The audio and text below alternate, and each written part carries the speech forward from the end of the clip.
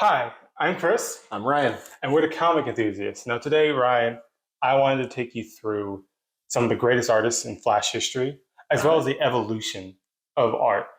When you have a character that was really made in the 40s hmm and to now, like we're talking about 80 years plus of the Flash, Yeah. there's going to be a lot of changes as comic books just become more modern. Artists want to have their own way. Yeah. Things change. hmm And the idea and image of the Flash you probably have in your head right now, I guarantee you, is completely different from where it started. Yeah, And definitely. it's also probably a little different what it is now compared to what's Yeah. in your head. So the first Flash, obviously, hmm Jay Garrick. Yes. This Classic. man, his costume barely has changed. I mean, they used him for about 9 years hmm in the 40s, in the golden age. 1949 came around. People were like, we don't want superheroes anymore. So he went out with the JSA, and that Yeah. was it. And then when they like, okay, I'm going to bring it back, they just kind of kept his own design. He barely had his own comic. Sometimes we get an issue of the Flash here or there. They are coming out with a new little mini of Jay Garrick Okay. this fall. I'm very excited for it. But overall, his design, how they draw him, mostly stays the same. The biggest difference, it's just the thickness of his lightning bolt. You can see Uh-huh. here that this is the original, one of the more original ones from the Golden Age. But then you get something now, and you see this giant, wide lightning bolts. Yeah, it kind of looks like a Christmas tree, but we're not gonna. Yeah, he's more lit up. His pants are more superhero. While back then, it looks like he's just wearing like some kind of high suit Like pants. anybody could have this in their closet. Yeah, that's Yeah. one of the things about Jay Garrick. It was just like that was him. But then we get into 1956. So this is Oh yeah. Carmine Infantino. His first drawing, Barry Allen, the new version of Flash. He's got to give him the new suit. Look how fresh that getup is. Oh yeah, that's happening right there. That's happening. Yeah. That's Do you like the straight lightning bolt belts? Well, and the floppy ear. well, you gotta have a belt. You gotta keep your pants up. Yeah. It's just this is fresh. This is new, 1956. Mhm. And as we get through it, like you could see him, he's drawing it a little bit more differently. He's after showcase number 4, when they're like, "Oh, Flash is good, Barry's cool, let's keep him." Carmine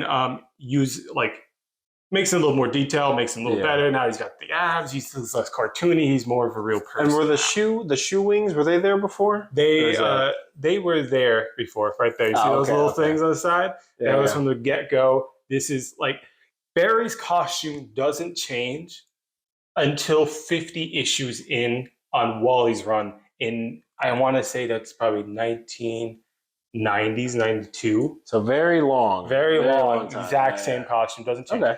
But like the way you draw him, it changes a little bit. And Carmine, like you see him, he got the speed lines here. Like this is classic Flash, according to Carmine Infantino. This guy was the Flash artist. He drew him right. And this design kind of stuck. The speed lines. Where you have everything. like the yellow is where the speed comes from. Like that's like the trails or something. No. That's the trails in the costume, from the yellow costume. Oh, okay, because That's the all yellow it is is. like the most of the speed lines are on the yellow. So it's like Yeah, the right red here. isn't really like. It's Yeah, more like, it doesn't. But that's how he decided to draw them, and that's how the speed lines work. That's how when you draw it. And then like just get these crazy drawings. We get into like Irv Novak. Now I think you recognize this little panel from I showed you something earlier. But this is Irv Novak.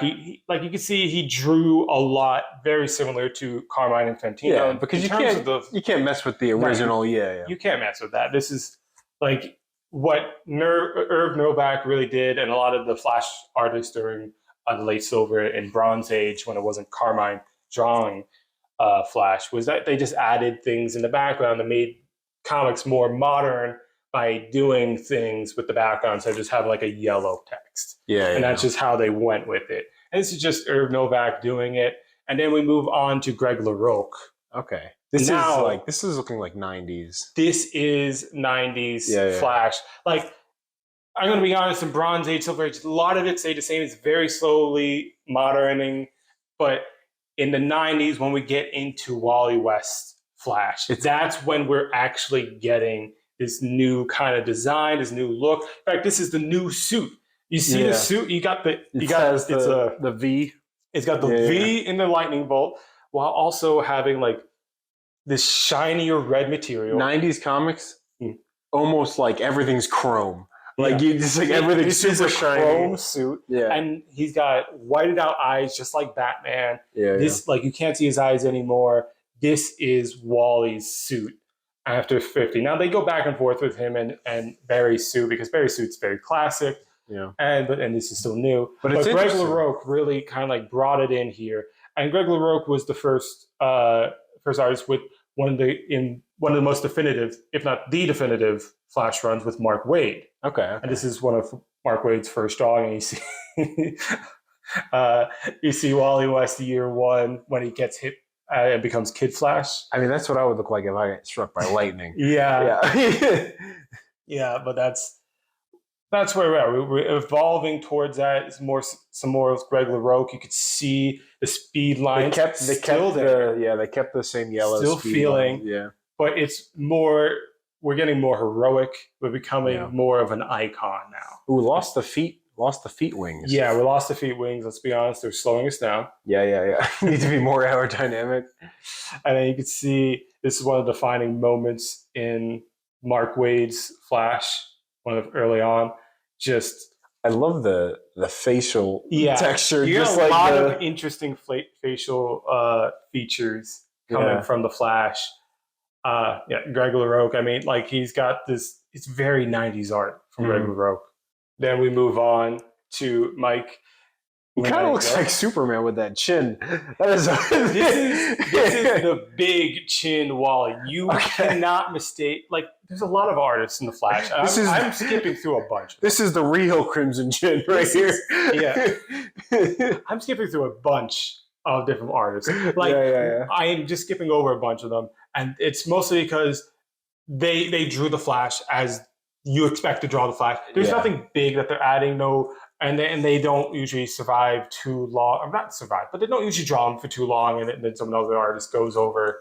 But Mike, there you go. I think that's how you pronounce his last name. He didn't have a long run on the Flash, but you can tell his Flash apart from everybody else's because of this big, giant chin Wally. Yeah. And that was a statement. It's definitely a statement. Oh, busting out. His chin is busting out, that's for sure. When I first read this stuff, I was like, oh, what the hell is this chin? After I was done reading this part of the Flash, I was like, give me big chin Wally all the time. This is awesome. This is fun. The artist is having fun with it. He's just having a great time. Look at him all there. A little more tame, but still got that big. Yeah. Actually, this is LaRocque coming out over here. Oh crap! I'm sorry. This is LaRocque coming back, and so that's why the chin is a little different. Like but he still, ripped the chin and came back. Yeah. Dialing it back a little bit. It's just it looks more normal. Yeah. And like throughout the years, like let's be honest, like the biggest Flash artist was Carmine Infantino creating it and creating this classic design. And now we're starting to get, in my opinion, the more definitive, like we're coming back into a very modern age, and this is what you start to think of as Flash. Yeah, this is less Crimson Chin. This is more Buzz Lightyear. Yeah, not this one, but this one. This is Scott Collins' Flash. Okay. Him and Jeff Johns did a lot of work here. And what Scott Collins did that was really revolutionary to me, and with Jeff Johns as well, is that they made the city become a character. Okay. And I start to recognize, like after you read Jeff Johns' run with Scott Collins as the penciler, as most of his issues, you start to recognize certain landmarks, especially the bridge in the background there between Central City and Keystone City, and it's really they become a character. You can see Scott Collins becoming more of a story. It feels more of a storybook artist, just bringing a wonderful design and a more outlook. And you see a lot of lightning with the speed lines. And you see that there's no one artist I would attribute like, okay, we switched over from speed lines to electric, like lightning strikes coming from behind us. Yeah. There's not a single artist I can think of that's like, this is the definitive switch. it just kind of happens over time. Yeah. Like they use, like some of the artists just start using the yellow from the speed lines. It's like, oh, let me do some lightning with that. That's pretty cool. And that just starts taking over. Just like a natural progression. And then it's like, that's actually pretty good. We're going to keep the lightning. Yep. And you see like Scott Collins is just using lightning here, and he's just drawing it as a very storybook kind of way. Where he's kind of taking the hero, kind of taking him back a little bit and bringing like the background is where like he kind of brings everything together. Scott Collins adds a lot to it. Yeah. And he continues drawing the Flash on and off for till now. Like he was still on with Joshua Williamson's run from 2016 to 2021, I think is where Joshua Williamson's ended. And he's been like, he was on for quite a few different volumes with Joshua Williamson. But bringing up the next artist, Howard Porter. Howard Porter, he was just like Scott Collins. He's on with Jeff Johns, and he stays on in the Flash for the next 20 years, on and off. And he's got a little bit better in terms of drawing facial features, but this is still it's more iconic Flash art. And just here's some of his new ones. This is Flash Warriors, Joshua Williamson. And you can see like he's taking the lightning, he's taking like, this is modern Flash art, and this is like where he started from pretty much, where it's more basic and we get to more fantastic. Yeah, definitely the lightning details and everything, like the speed lines are super crisp. Yeah, this is more of a modern Flash art in Joshua Williamson's run. And then we get more Howard Porter here. You see the speed lines are still here. And now they just drew them red as a background to the electricity. Yeah. So now it's like the red blur. He's the red streak, like they call him in the CW show, the first season, before they know his name. But that's kind of where it's coming from. And then this is my personal all-time favorite artist, Francis Manapul. This is his first cover on his run. Francis Manapul helped did the road to Flashpoint with Jeff Johns in 3. But then him and Brian Bruschetti, I think that's his last name. Those two did writing and drawing for the first half of New 52 Flash. Okay. And this is where I jumped in. So maybe I probably have a little bit of bias. It's like the first time of actually reading directly Flash comics and actually paying attention. And I just absolutely love it. You could see his face very clearly. You could see the emotion in his face. You see the blue eyes very clearly, while also like this is in motion. And you could see how he does the paneling, just the paneling in the Flash. It just blows me away. I'm pointing out a few of these here, but I love how he does DC Comics proudly presents The Flash, and it's in the art. It's not just, here's a little title screen for you. This is part of the book. Yeah. And he uses that, and look at this one. Look at that. Yeah, he's running across an icy river, pulling fairies behind him. And this, in the water, in the ice, the ice spells out, DC Comics proudly presents The Flash. And is he the first one to integrate that into the... Absolutely. Like, this is... Yeah. And, like, no one's really done it since. This is Francis Manapul's, like, calling card. His paneling is absolutely breathtaking. He uses things in different ways. And just how he does... That's a great panel. It is. This is a 2-page, like... You open the book and you're like, you just look at it for a while. You're like, wow, this is great. Aren't 2-page like spreads awesome? Yeah. Now, have you ever seen an 8-page spread? And it just keeps folding out. And then it's like, that's connected. Oh, that's connected. Yeah. Francis Manapul did. Look at this. This is during one of the best arc during Francis Manapul's run, Guerrilla Warfare. His whole run was building up to this at this point. And Flash had this power in New 52 where it's called Speed Mind, where you could go and think about future possibilities in a second and kind of like just play them out and see how it goes. Now, it's not seeing the future. He's thinking about it. It's super speed thought. So you can think about any possible outcome. So that's like... So Francis Manapul here is saying like, okay, here's 3 possibilities, and we go through them. And it's like, we're looking through them. Oh, this one, he dies. That's not a good one. So it ends. and then it goes over, and this is the best part. You see how this is like these shards of lightning. Yeah, it looks like it started to form like words. DC Comics Proudly presents that's The Flash, and that's really good. Yeah. Like I saw this, and I'm like, holy crap! Like this, it's all connected. If you like took out the comic pages of that book, which don't do that, that's destroying the book. But if you took it out and you spread it out like that, that's just for the intro. Like that's really good. That's just how he did the paneling. That's how he integrated these things into his art. Yeah. And like you can clearly see what's going on. There's nothing that's like obscuring anything. Like even though this is like a letter P, you could tell this is still Grodd. Yeah. Here, like it's still like there. You could see clearly, and it's an artistic approach. And the storytelling here, just from start to finish, like following the different outcomes, and it's like, oh, not that one. Oh, not that one. Yeah. This one, and that's the one they run with. That's perfect. This spread is why I love Francis Manapul as the artist. He's my number one pick as the artist of Flash. He is what I think of as the Flash the Flash when I think of art. But things move on. Like he stopped after 25. He's doing his own thing. And so now we're moving on to something more modern during Joshua Williamson's rebirth. This artist was really in it. He came in Carmine Di Gimencio. Carmine number 2. Carmine number 2.